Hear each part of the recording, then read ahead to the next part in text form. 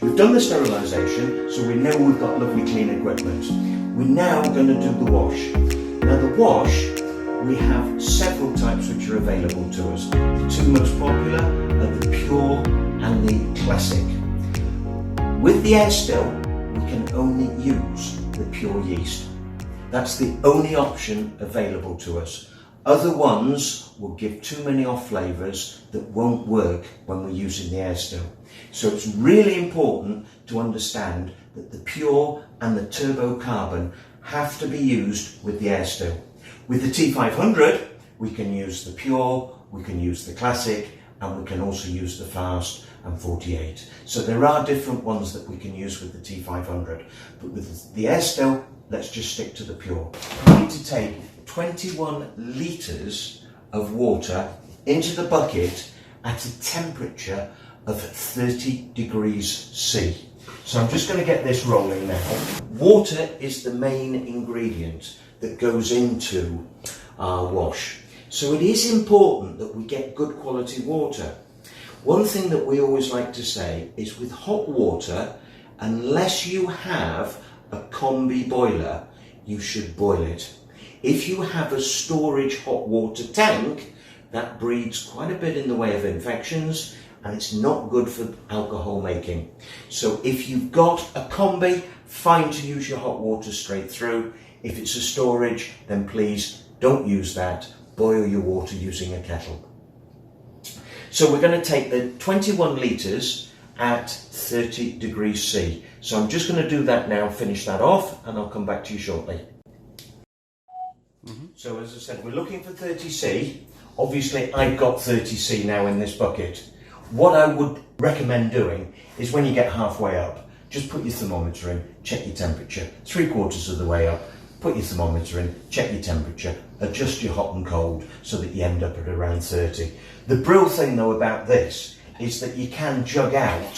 So if you've got it's too cold, you can take some out, pour it away and add some more hot, or vice versa. If it's too hot, jug some out and put some more cold in.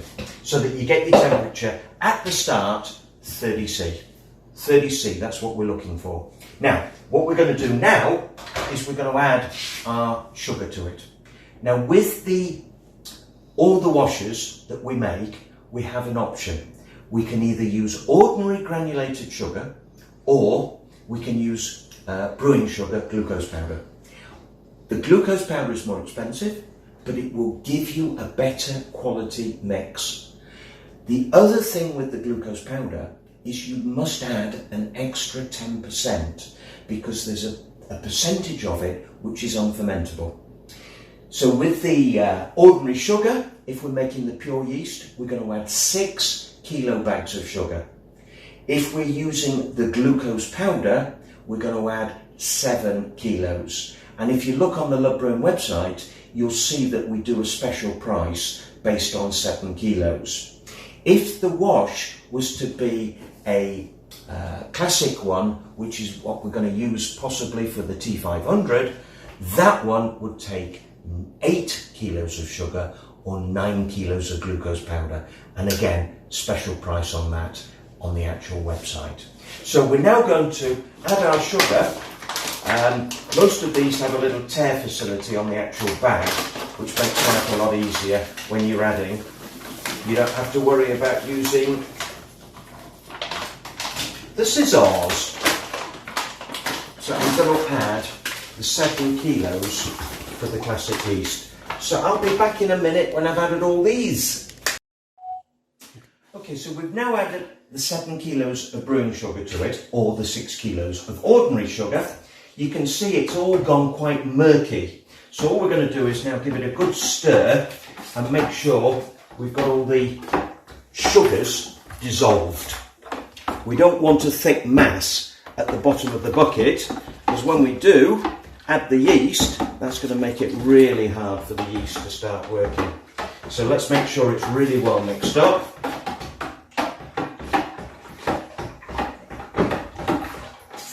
Like so. The other thing that you'll notice, I'm going to spin this round so that you can see our graduation. Do it this way around and then we'll come up quicker. So on the side, you've got the graduation. And as you can see, we're just a fraction over the 25 litre mark. So remember, we started with 21 litres of liquid water and we've now added the sugar. So the sugar has now taken it up to 25 litres in volume. That's why we talk about the wash being 25 litres. So I'm just going to carry on mixing this up. Make sure it's nicely dissolved. Like so. And what we're now going to do is, this is the hydrometer. The hydrometer measures the specific gravity of the liquid. And we want to make sure that this is obviously in the right order. So all I'm going to do is drop the hydrometer into the liquid and we're going to take a reading across the liquid line. So it's quite easy, just pinch it and you can see that that one is reading 1.100. So it's just over. Now what we're going to do now is we're just going to give it another stir because I want to make sure this sugar is fully dissolved. So I'm giving it another stir now.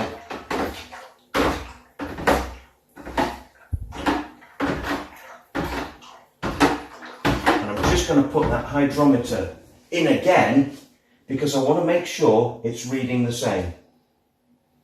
And yes, that is just a fraction shy of 1.100. So we've got the same reading twice. We know all the liquid has now dissolved the sugar.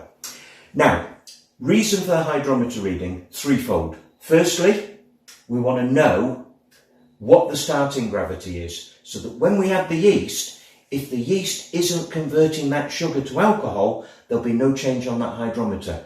As long as the yeast converts the sugar to alcohol, this will drop further and further into the liquid. So we're starting here, it's going to drop, drop, drop, drop, drop, and we're going to finish somewhere at the top of the hydrometer.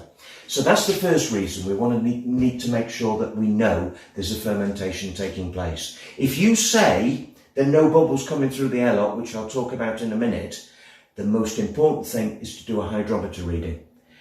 That is no gauge that the fermentation is not taking place. The only gauge is using the hydrometer. So really important.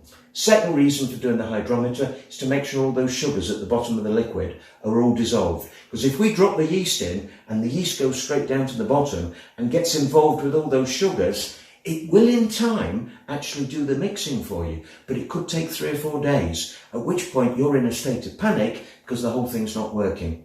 And the third reason is we can then work out the alcohol content of this liquid, which again, have a look on the website, we'll tell you all about how to work out the alcohol content. So those are the 3 reasons why we want to do a hydrometer reading. Now, what we're now going to do is we're going to put the lid onto the bucket. The airlock, this is the airlock that we're going to use at the top. We're going to half fill with water. Some of them have a little cap on the top, which is just a nice little dust cap. Half fill it with water, and then we're going to put that into the grommet here of the lid. And that then goes on top of the bucket, which obviously I'll do once I take it out. And as the fermentation takes place, what will happen is the bubbles, or the CO2, will come up through the airlock, through the liquid, and will make a plop plop noise. As I say, that is a gauge. The only thing that tells you definitely is the hydrometer. But it might be we need a little bit of Vaseline around here to make sure we've got a really good seal. There's no reason why that shouldn't bubble. So I'm going to just lift this out and I'll come back to you in a second. So now what we're going to do is we want to put the bucket in a place between 20 and 25°C. So it's the sort of temperature where if you've got a short sleeve shirt on, you're thinking, do you know what, maybe I could have a jumper? Or if you've got a jumper on, maybe you want to take your jumper off. It's that really in-between temperature, between 20 and 25°C. If you're struggling with temperature, again, go onto the website, have a look at the videos we've done about heating control. There's several things that we can do to help you maintain that temperature. So go and have a look on the website on that. Now, what I want to just Al, can you just come in a little bit, please? What I'd like to say is when the fermentation is taking place, you will get this sort of effect on the airlock. You can see it bubbling away. Now what we're looking for is a nice constant flow on that airlock. We're not looking for where it goes absolutely mental. We're looking for a nice, steady, constant bubbling. If it's then we've got the temperature far too hot, and you need to look at trying to reduce that temperature down.